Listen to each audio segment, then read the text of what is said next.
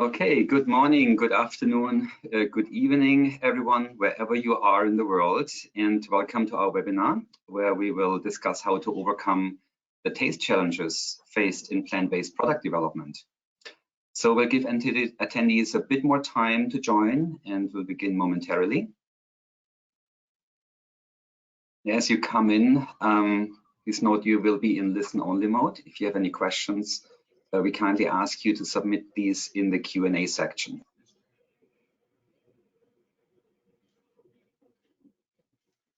For those who've already joined, we are planning to have a 40-minute panel discussion and a more technical conversation around taste challenges associated with plant-based foods, followed by a 20-minute Q&A.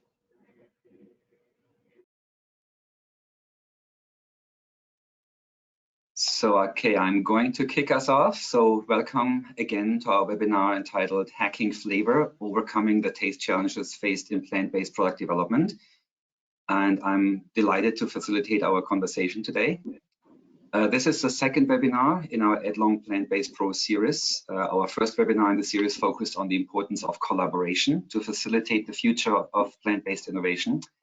And the conversation in today's webinar will be more around the technical aspects of plant-based innovation, and is targeted to product developers who are innovating and creating new or enhanced food product propositions in the plant-based space. And I really hope that the conversation today will inspire you all to dig a little deeper into some of the technical aspects around various plant-based food matrices and flavors, so you can use these insights in your work to solve taste challenges you might be facing today. And my name is Bernd Köhler, and I'm the Global Vice President of Research and Development at Edlong Flavor Solutions. My team and I love to help solve technical challenges around flavor applications in all kinds of food matrices. And I can say that we are a truly passionate group of scientists and technical experts who like to leverage our own knowledge and the experience that we have in our network of research partners to innovate, to help develop food products that delight consumers and are ultimately winning in the marketplace. And I'm here with two wonderful and incredibly knowledgeable colleagues from Edlong, Anne-Marie Butler and Julie Drainville. So Anne-Marie, could you please introduce yourself? Sure. As Bernd said, my name is Anne-Marie Butler. I am the Global Director of Strategy and Innovation. And what that really means is that at Edlong, I am stuck in everything. So from startups and working with who's who, understanding ingredients, working with our R&D team, our commercial team, I'm pretty much here to help throughout the whole stages of your journey with Edlong. Thank you, Anne-Marie. Julie, could you go next with the introduction? Sure, yes. I am Julie Drainville. I'm the Global Sensory Manager for Edlong. I have about 17 years experience working in the sensory field, and over half of that has been in the plant-based space, including alt meat and alt dairy, of course. Perfect. So thank you, Anne-Marie and Julie. Let's dive right into the subject of today's webinar. And let's start with a very basic question, really. Why is plant-based so important? Julie, do you have a perspective on this? Yeah, from a consumer standpoint, I think we see again and again that consumers will tell us that health and environmental sustainability are really the top two factors. And for me, my background is nutrition, so I was immediately kind of interested in this plant-based space because of the positive impacts it can have on your health, and especially cardiovascular risk, which we know is the leading cause of death globally. But then as an equally important secondary factor, which actually the younger generation is starting to tell us that's their number one reason to choose plant-based, is the implications that the meat and dairy industry has on the environment. Currently, livestock production is responsible for over 18% of global greenhouse gas emissions.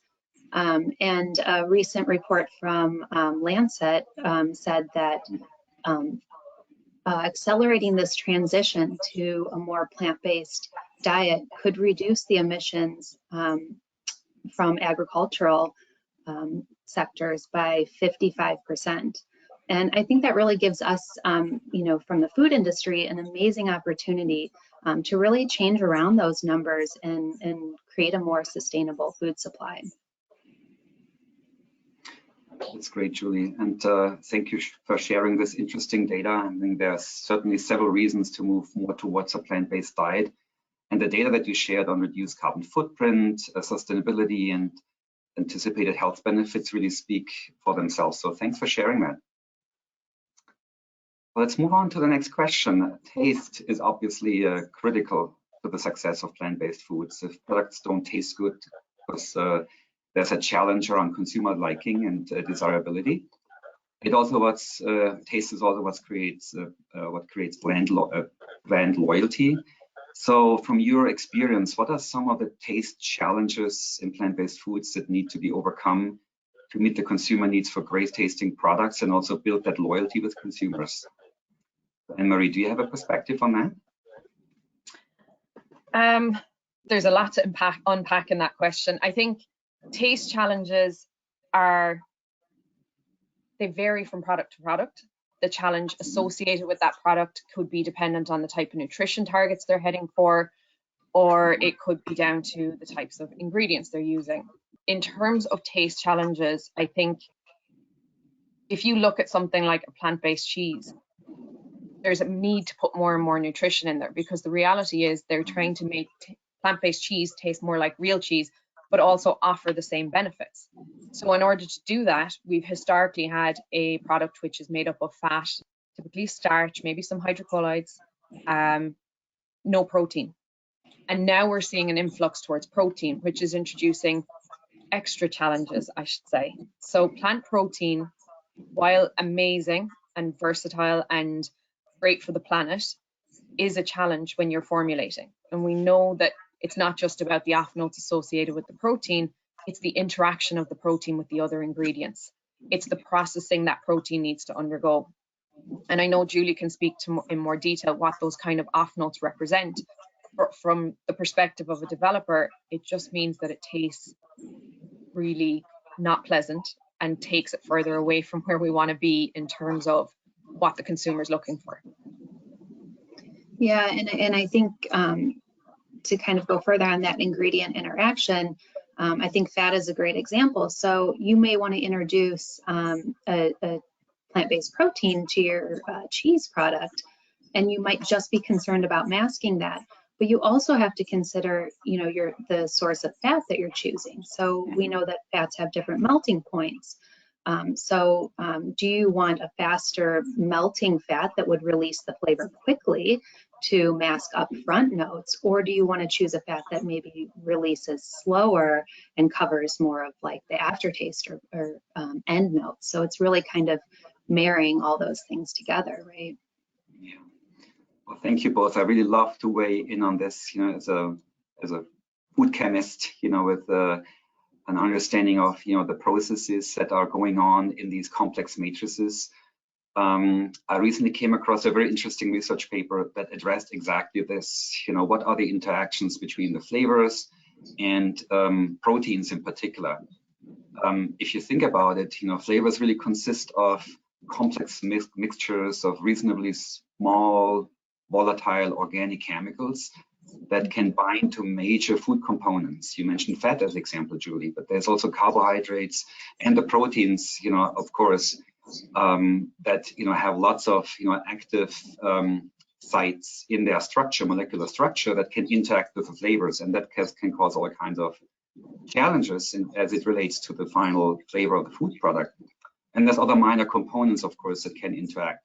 So for product developers, I think a thorough understanding of the nature of what you're dealing with, of your substrate, the interactions that occur between flavors and food components is important. So do you have any active sites? Do you have any functional groups in your substrate that can interact with the flavor components? What type of flavor components do you have? Do you have aldehydes? Do you have ketones?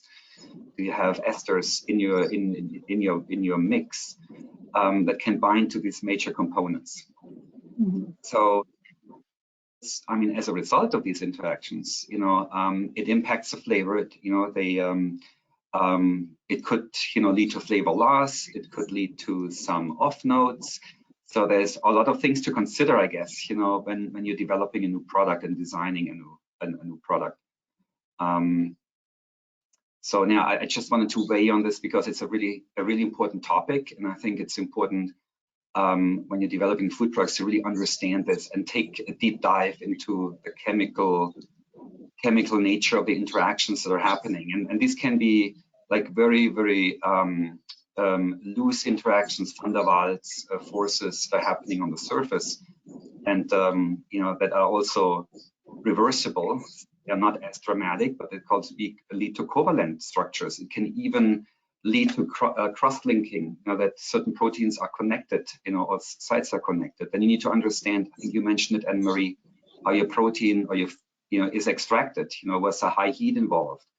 Did the pH change? What did this change do to the protein? Did it reveal any active sites, any functional groups that interact with the flavor? Because we know that especially proteins are very complex. They have a primary, secondary, tertiary, and quaternary structure. And the more aggressive your conditions are, the more unfolding happens within that structure, and the more these functional groups are revealed. So there are things that I think need to be considered, hypothesized, and as you're developing food products to mitigate those flavor challenges. So I don't want to geek out here, but that's something that really loved to dig into, and I think it's going to help product development to understand the mechanisms of what's going on in their matrix to really apply and solve problems and innovate in that space. Yes. So anything from now we talked about the chemistry, anything from a sensory perspective, Julius, the sensory authority within Edlong, with all your experience, could you weigh in a little bit on that? Yeah, so, I was thinking about what you were saying. So, I kind of take the standpoint of, what are the taste attributes that are coming out of those processes? So, how would we define them from a trained panel perspective? We might put certain terms around them, and then see, when we process in a different way, when we add a flavor, when we use a different fat, are we reducing those notes that we want to? We a lot of times call them off notes, but they are, attributes, terms that are not typically found in products, or that maybe a consumer has told us they don't want in that product. So we want to make sure that we are masking or reducing those off notes, no matter where they're coming from, right? Yeah. Absolutely. And is there like a strategy that you could think of, how to do this from a product design perspective? Because you have one element is the masking of certain off notes, and then you also want to add some positive notes that are characterizing for the product that you're developing. So is there some magic behind that? I don't know about matching, but a lot of trial and error, a lot of science, right? Yes. Yeah, so there are certain off notes that we know we have flavor compounds that help to overcome those, but it is different for every application. So they're not always like a one size fits all. We have to try again, and we have our flavor chemists that will make up new flavors to incorporate, some of that magic from the last one into the new one, as well as those characterizing notes, like you said. And really, those characterizing notes go a huge distance in helping with masking, balancing, all those things as well. So it's not just, putting a flavor in to mask and make it taste like nothing, but really like making sure that those characterizing flavors are contributing to where you want your product to go. Absolutely, and the big impact, as we discussed earlier, really has, your food matrix, the substrate that you're dealing with. That's why we like, when you do the work here at the research center at Edlong, have the proper base, sent to us of the customer, and then, because it's very specific, and the solution is also tailored to the specific needs of that substrate, so that we can help to mask those off notes and provide that positive flavor experience that we want to have in the ultimate product. So that's super interesting, and you brought up a good point about this sensory and consumer perception and experience. I know you have a lot of experience in that nature. Do you want to share some practical examples, Julie, from your past? Some examples of taste challenges in plant-based applications from previous work that you want to share with the audience to make it a little more practical? Yeah, sure. Yeah, I did want to share some research that we recently did. So, Edlong as an ingredient supplier, we often are looking at more of the end. Our customer tells us what they're looking for, but we're also interested in trends and in how we can make improvements to make the finished product better. So we recently did a study. We looked at US consumers. We polled people using an online survey tool, and we wondered, what are they looking for in plant-based? What are they currently buying, and what would they like to see to improve it? So a few interesting insights that I wanted to share were that over half of the people that had purchased alternative or plant-based milks also purchased dairy-based milks. So this is interesting, and there's probably a few different, things that we could think about here. Are those people purchasing them for multiple different types of consumers within their own household? Or is it that, one consumer is going back and forth between the alt milk and the alt dairy products? And similarly, over half of the consumers that purchased plant-based cheese, plant-based cream cheese, and sour cream also purchased the dairy counterpart. So a lot of people might be still comparing back to that real dairy. But then, digging in a little bit deeper, we asked them, especially the plant-based milk purchasers, how would they like to improve their product? And I was really shocked that over 50% of people said no improvements needed. They liked their alt milk as is. But that was not the same when we looked at plant-based cheese, cream cheese, and sour cream purchasers. There we saw that over 50% of the purchasers of those products wanted to see improvements. And their top two things with the improvements were making the flavor and the texture to be more similar to that of the dairy equivalent. So there we definitely see people still comparing back to the real dairy product. And, I think we've made a lot of advances in the milk category, but it seems like there's a lot of further work to be done in the other plant-based dairy products. Sounds like it, yeah, and it's good to have the data to support that and to understand, the market, understand consumer expectations. And obviously there's a difference when you're a flexitarian, you just want to reduce your meat consumption and or animal-derived product consumption versus a vegan or vegetarian, who is probably a little more forgiving, when it comes to taste or how close you are to any of the standard foods that are non-plant based. So could you comment on that a little bit, like what the consumer beliefs are in this regard and the expectations? Yeah, I think each consumer is unique. So really kind of understanding when you're developing a product where your demographic lies and talking to those people is important. Really getting that voice of the consumer and making sure you have the right consumer. So talking to people, understanding what their pain points are, how they use a product, I think is really important. When we're tasting in the lab, we're tasting things straight. Sometimes we taste straight butter, straight alternative butters. That is definitely not the way a consumer would use that product, right? So thinking, it's good as scientists to keep everything structured, but also you have to keep in mind, are most of the alt milks going into cereal or a smoothie? Or baked goods, that can really change the product. Absolutely, and you bring up a very important point. It's the demographic, but it's also the occasion, where the product is consumed, what the functional emotional needs are of consumers in that occasion. Are they with the family? Are they with their friends? Is nutrition important? Is the other functional properties, sharing the food, is that an important feature, characteristic of what the consumer need is in this particular moment? So, and the technical attributes of the food need to deliver that. So all the theory behind the components of the foods or the science behind it needs to deliver that technical functionality that really drives consumer liking and meets their needs in these specific occasions. So that's an important point to consider really as you're developing products, to have that in mind.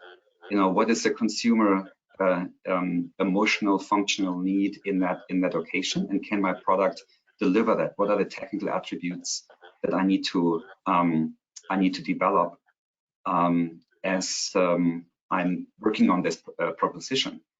And one of the common denominators, I think we said it earlier, is really good taste and good texture, right?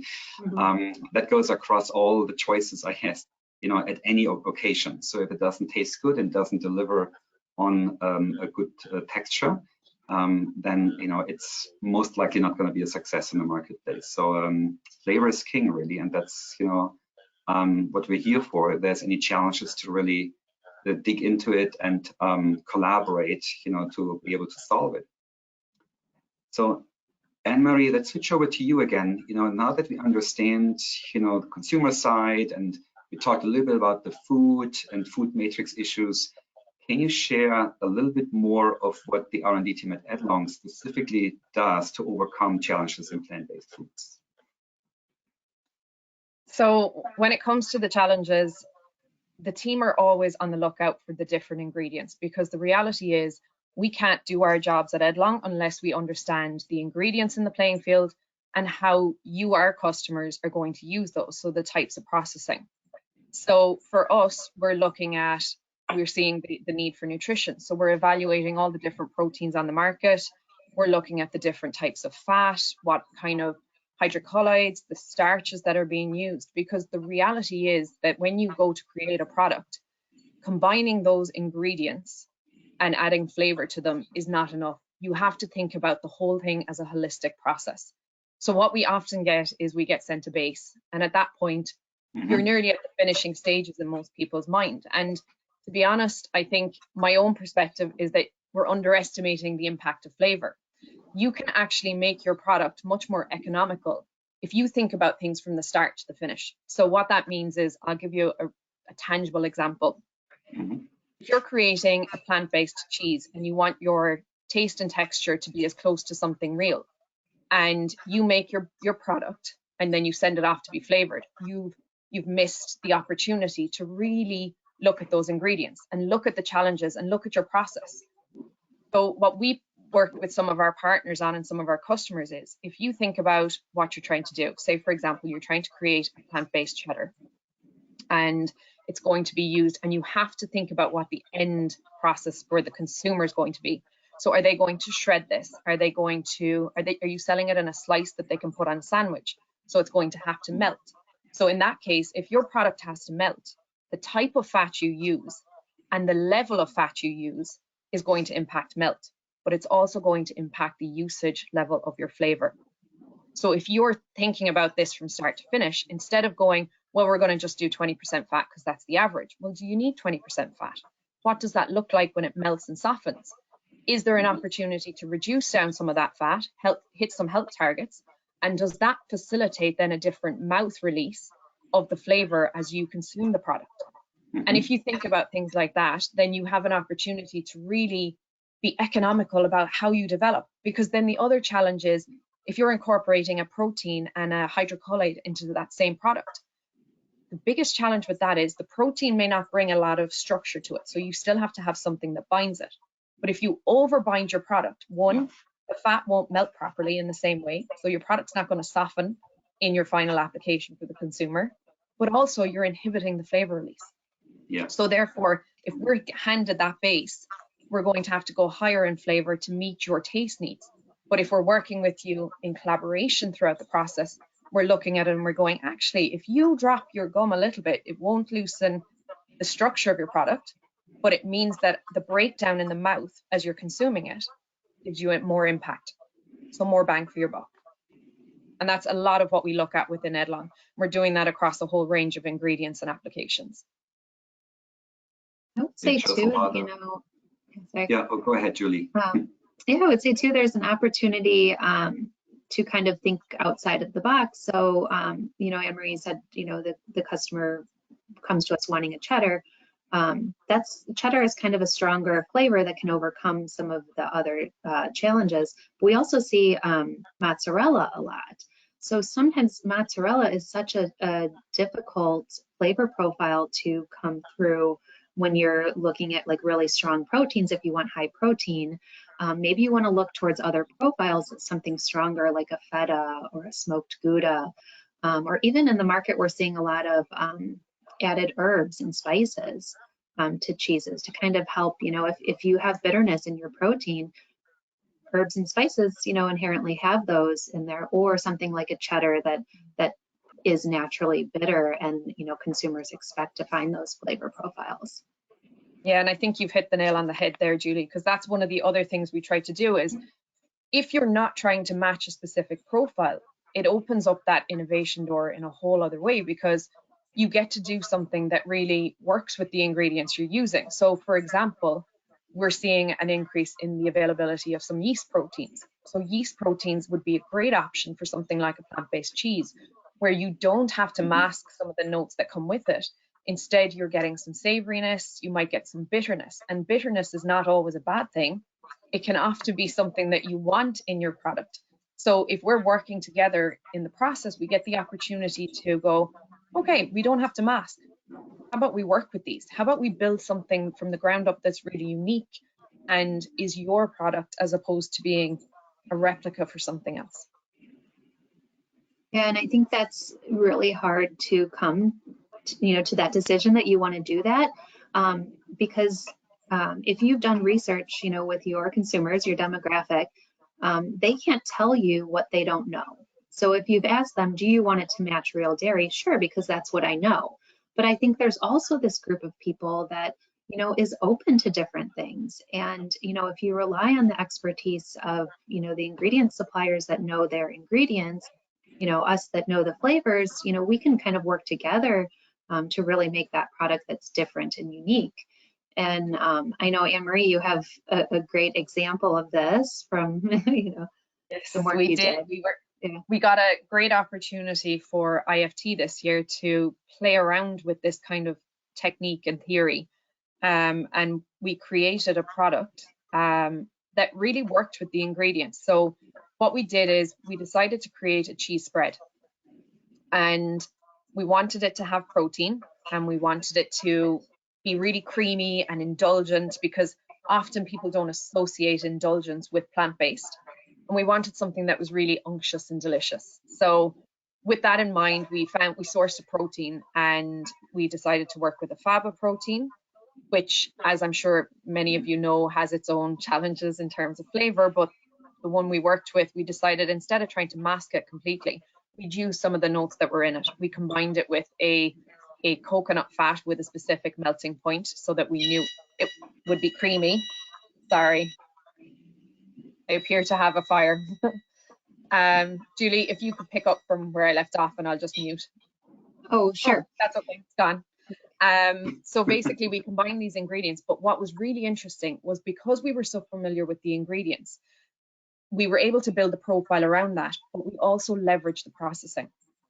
So Yes. what that means, that instead of just taking the protein and doing the standard process, one of my colleagues in our lab in Ireland suggested that we really aerate the product. Now, it's not going to hold its aeration, but what that did was, when we really high sheared it, it created a different type of structure, one that melted in the mouth differently to what we had seen previously with just using it in the standard process. And we got a much creamier, smoother texture. There was no grittiness coming through, and it was just a very creamy, rich type product with a profile that was built into it, which meant that instead of masking that off note coming from the protein, we leveraged that. So it brought some bitterness. And what we chose to do then was, instead of with the protein, the bitterness was coming through just at the end. And using flavor, we built a profile where that bitterness was moved more into the middle of the process of the profile, so that it felt more authentic to it. It felt like part of the whole taste solution, and gave it a really creamy and rich, decadent type profile to it. One that everyone tried to guess what it was going to taste like or what it was, but nobody really hit the nail on the head for it and just went, does it matter? No, it's delicious. That's kind of the main thing. Absolutely. No, that's a great example, Anne-Marie. Thanks for sharing this. And I want to remind everyone, if you have any questions, put them in the chat. We'll cover those later during the webinar. So just a quick reminder there. So, but now this is fascinating, just listening to you two, how, you address the problem solving, and trying to find a way through these technical challenges with a very holistic view on things. You mentioned economics, and you mentioned, the processing conditions that also impact the final outcome. So these are all important things to consider. It's not just, adding a flavor. It's really a holistic solution that, we love to be part of and understand what our customers' challenges are, so that we can, deliver targeted support in any of these challenges. But do you have any additional thoughts around, these challenges? Any other examples that come to mind? You mentioned the cheese example, but we are working with a lot of other different matrices, from liquid foods, to solids, all kinds of applications. Are there any other examples that you think would be worthwhile for our attendees to learn about? Sure. I know we've done work on plant-based milks where the fat is critical, especially if you're putting protein into it. We've done a lot in ice cream as well, which is definitely growing in the plant-based sector, where the texture is critical, but the texture and the taste are so interlinked that you genuinely can't do one without the other. And I feel that that's something that people forget. We work on different ingredients, and somebody said, we're just going to tweak the texture. Well, if you tweak the texture, you're tweaking everything, because texture can change how the flavor comes through. And if you want an authentic profile, no matter what the application is, you really need to make sure that you're considering both. Like in a plant-based milk, if you add 5% fat or you add 2% fat, it changes the texture, but it changes the way the flavor releases in it. It changes everything about it. It changes how that coats your mouth and the aftertaste you're left with. And those are all considerations that you have to think about when you're developing. Julia, I think you've done a lot on that kind of mouthfeel and creaminess piece as well that ties into the texture. Yeah, we've done research with consumers looking at unflavored and flavored samples, what's flavored with like a cream type note.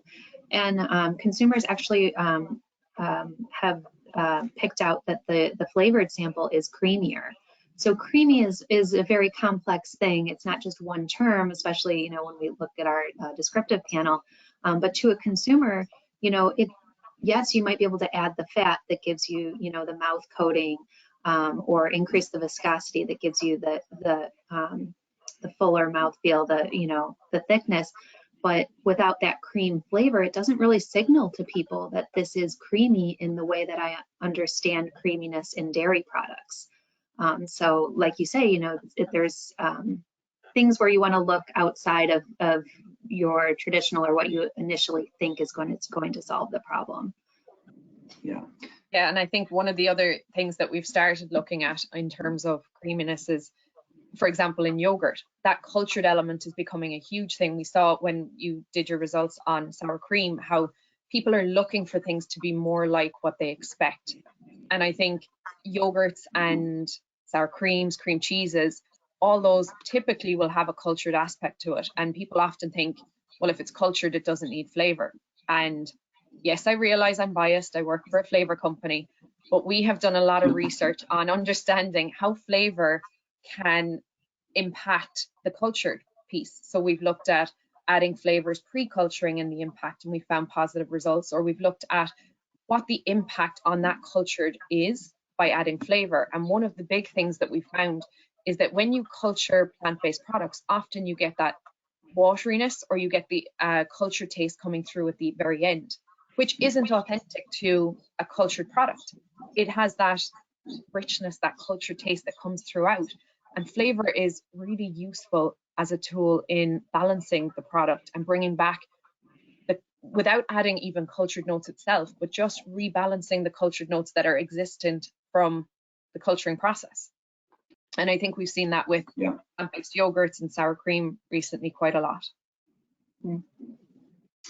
That makes sense. So it's not only looking at the process holistically and the ingredients, but also looking at the interaction between the texture attributes and the flavor to support the perception of the different flavor profiles. So a lot to consider. And I know from past experience, there's also a point about product design, where the flavor is added in the process. Could make a huge difference in terms of flavor stability, how the flavor is perceived at the onset of when you basically put the product in your mouth and you start masticating it, how the flavor is released, if it's added to the center or to the exterior part of the product, depending on how complex your product is. That also is a point for consideration. Also, what your processing conditions are. You have high heat applications where you want to protect your flavor so it doesn't evaporate, and is available in the final product when the consumer prepares the product, for consumption.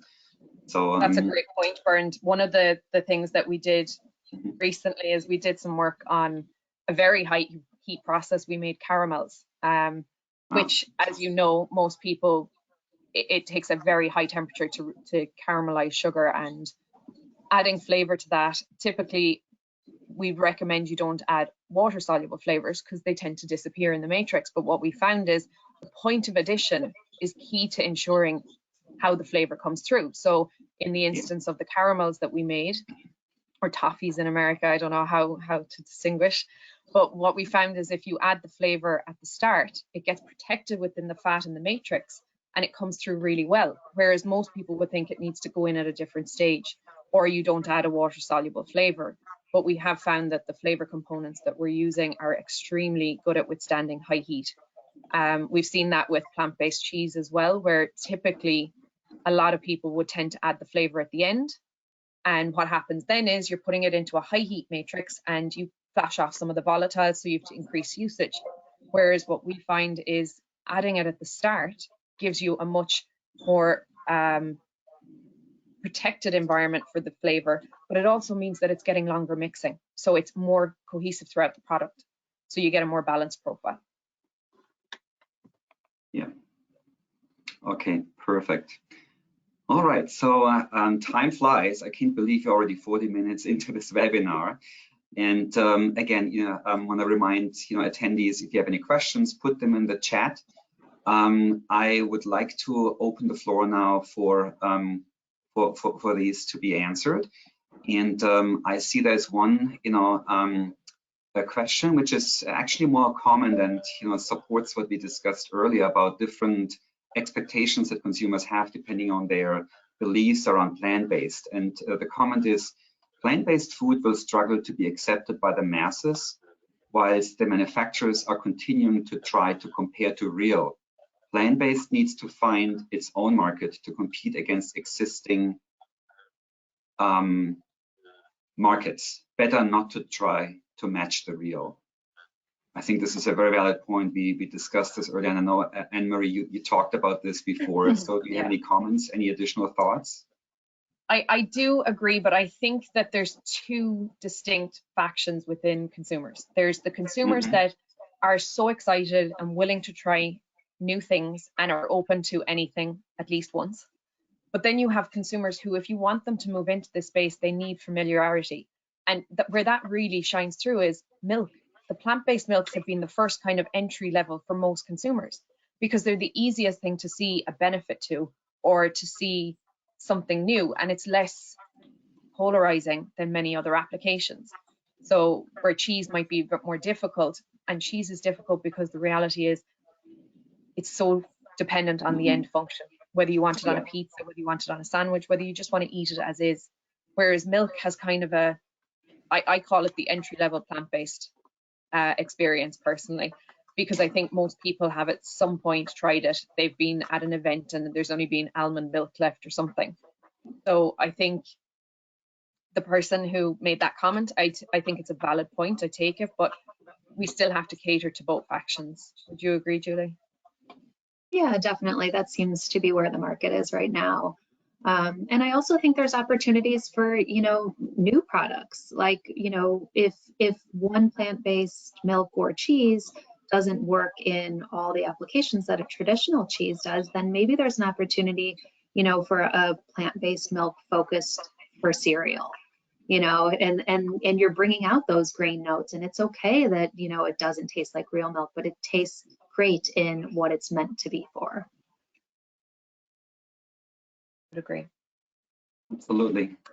No, this is great. Well, thanks for sharing that, and it just confirms our belief, and we see continual data coming in around that. There's different markets, different demographics, but the more plant-based gets into mainstream, I think the more opportunities there are in terms of innovating and moving away from products or experiences that, frankly, humans have known for a very long time and are acquainted to, right? So that's why we're gravitating towards those tastes. So, but, as we are, when you started the conversation, how important it is to move towards more planet-friendly foods and nutritious foods, that are plant-based, the more that grows that market, the more flexibility I'm sure there's going to be in terms of innovating in that space, also around flavors.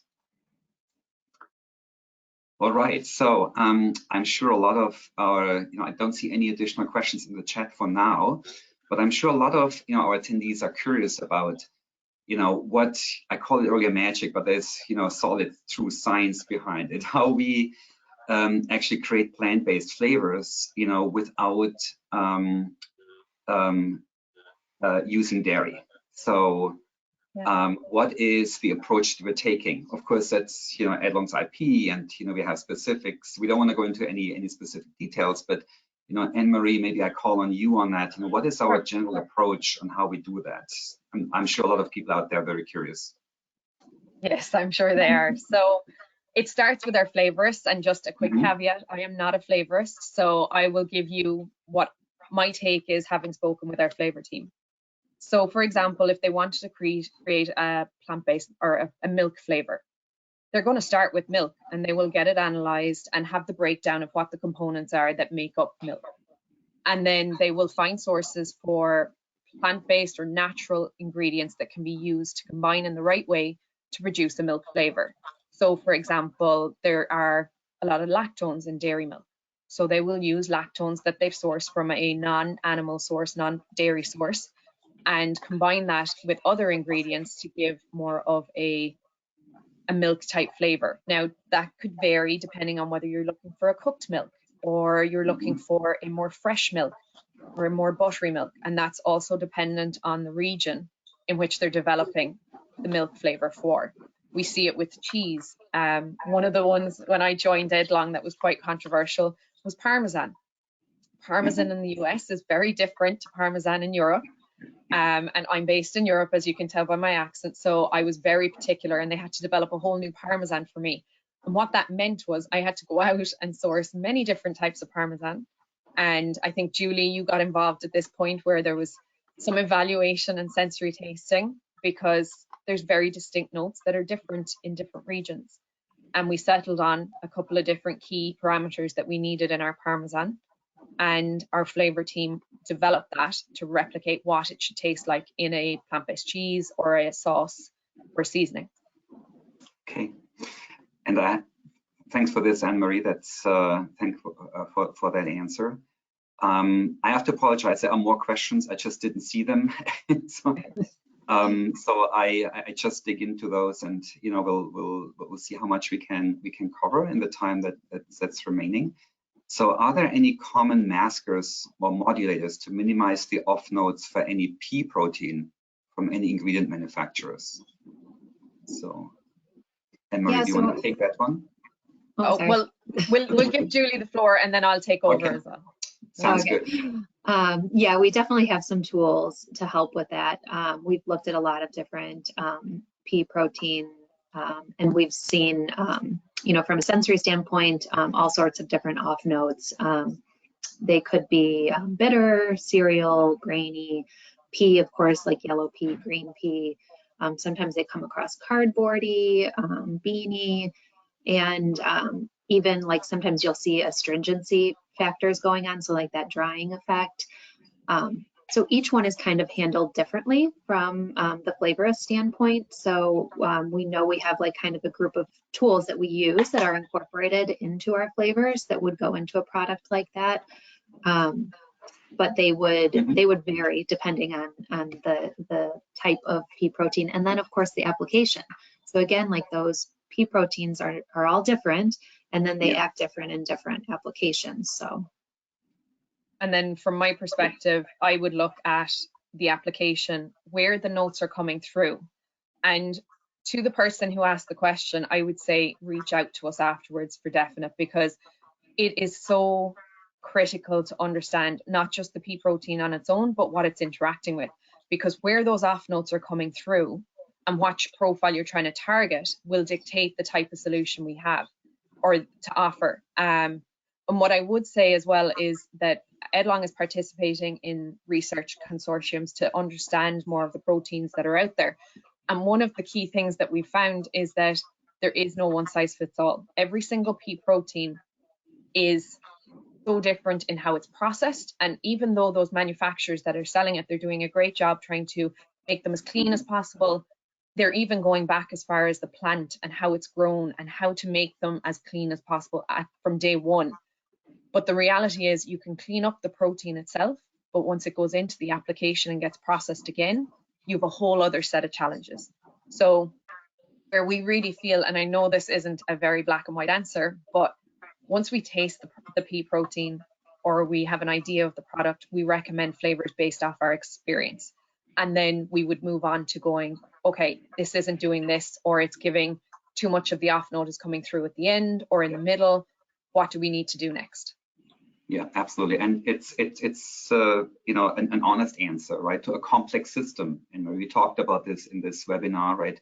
The chemistry, the perception of the flavors, the product design, all these, how it's being processed, all this really, are important to consider. And there's no one size fits all solution. So there's more questions, and let's move on with the next one. The biggest challenge is from a plant-based cheese application, a product developer who works in that space. The biggest challenge we're facing right now is melting properties in our plant-based cheese. Does flavor have a role in that aspect of product performance? So the flavor itself won't impact the actual melt properties, but what would be impacted is the way it tastes on melting. So what I would say is I'd need to understand whether they're using protein, what gum system, well, not the exact gum system, but what kind of levels or what are the other parameters. And again, to that person, give me a call after and I'll happily talk it through with you. This is something I love, advice. So I'm happy to go. That's good advice. We have limited time available, but I mean, these things are better, discussed, in that on a one-to-one basis, I guess. But, it's good to have a general idea of these interactions, in this case, melting properties and what flavors could do, how the interaction would work. So another one is an interesting one about, how we conduct experiments in a more systematic way. How do you approach screening a bunch of flavors to choosing a few and optimizing ratios and usage rates? Is it more trial and error, or is there a more systematic way to approach this? It's a very, very valid question. It's a great question. So I've spent a lot of time on the bench. I'm with Edlong 10 years, and in that time, I can call the flavors off the top of my head, and I'm very familiar with them. So my approach might be different to somebody else, but my approach to choosing a flavor is tasting what the product is first. So if you said to me, you're looking to build a sour cream, and you told me you were using a specific protein or starch, typically I'm familiar with those and I'm familiar with how they interact in a system. So I would choose a flavor off the back of my experience, both with our own flavors and ingredient systems. If I was doing something I had never done before, I would approach it with my go-tos, so my capsule of ones that I know might work well in this type of matrix, and then decide what's working, what's not, understand what I'm missing, and then pick other flavors that I think would work on that. So it is systematic, but there is an art to it as well, if I'm honest. Yeah, I would agree with that. I would agree with that. I mean, you know, as scientists, we try to put a system in place with it, and we try to, you know, document the things we've tried so that, you know, when the next customer comes along, we can rely on, you know, what we've learned from our flavors previously.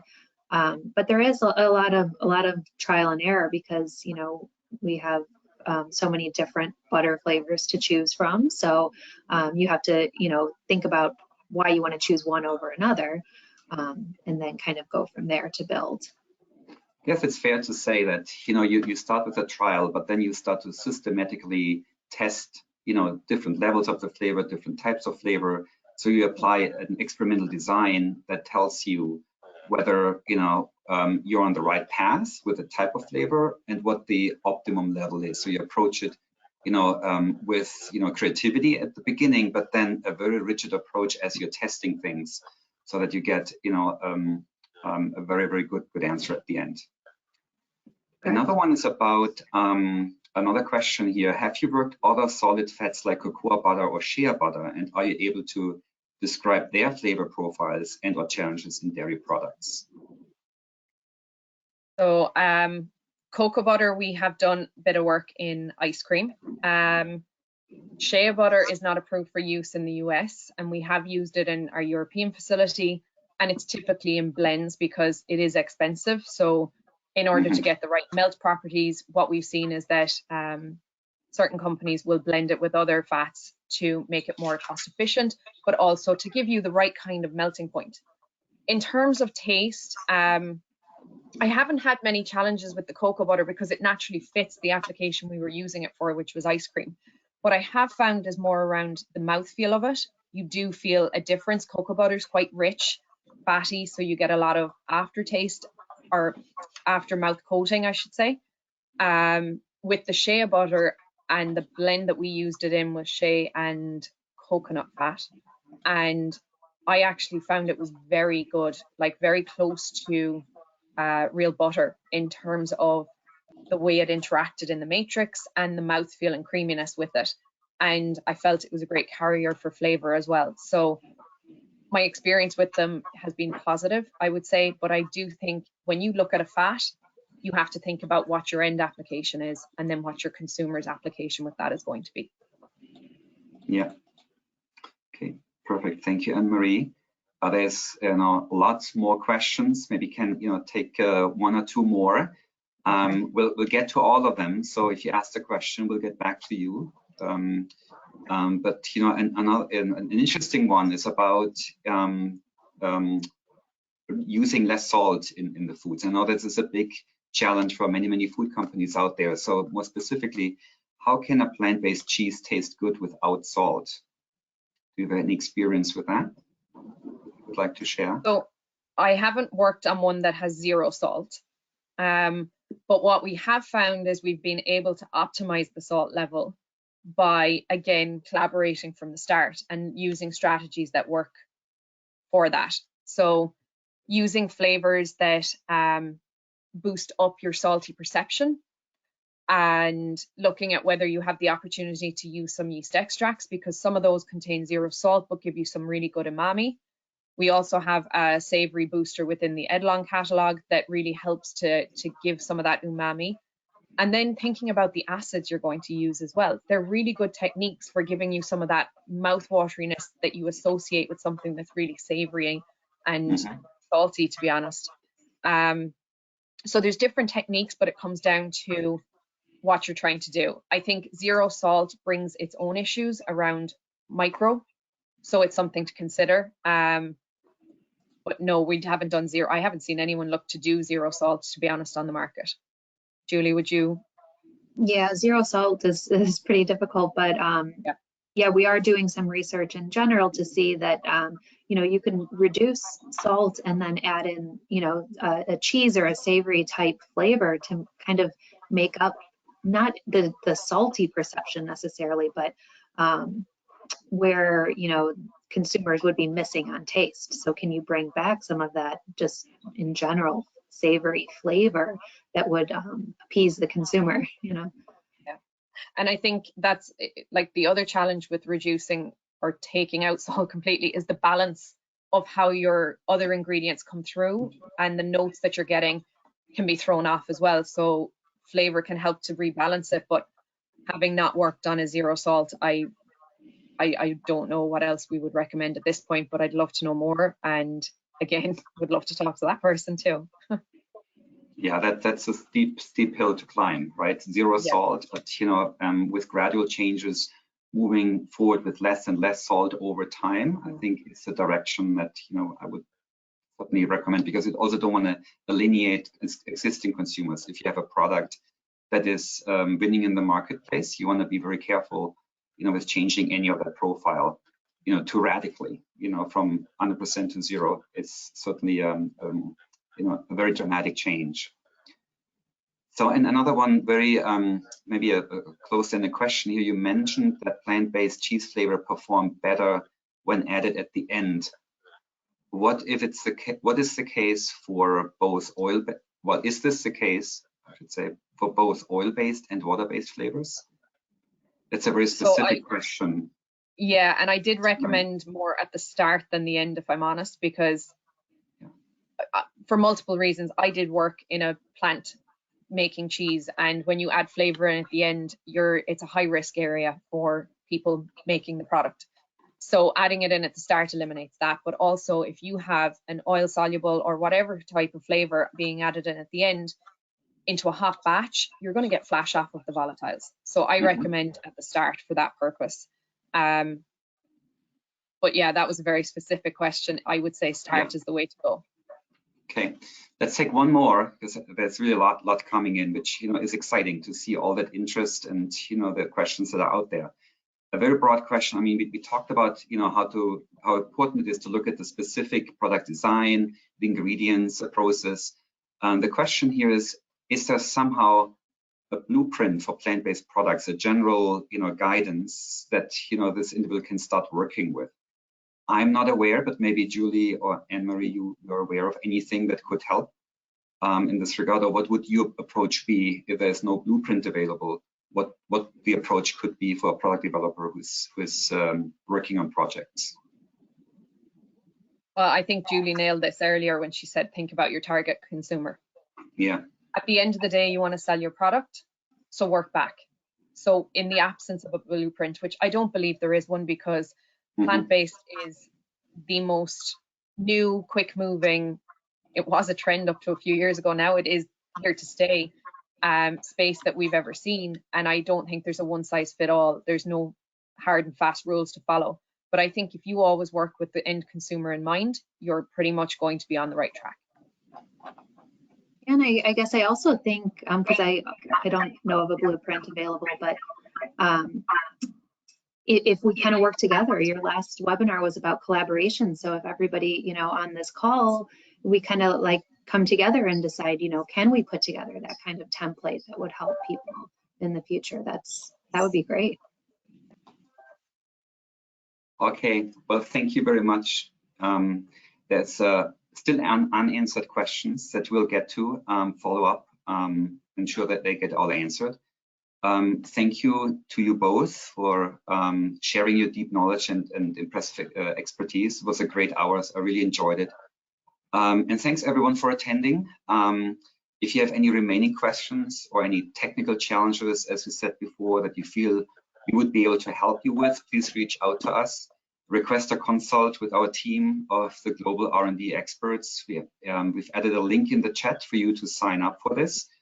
And lastly, you will receive also an email with a link to the recording of this webinar in case you want to replay, as well as access to Edlong's exclusive plant-based trend report, which is going to be released in December. So again, thank you everyone for participating. Thank you again, Julie and Anne-Marie. Have a good rest of your day. Bye, everyone. Thank you. Bye.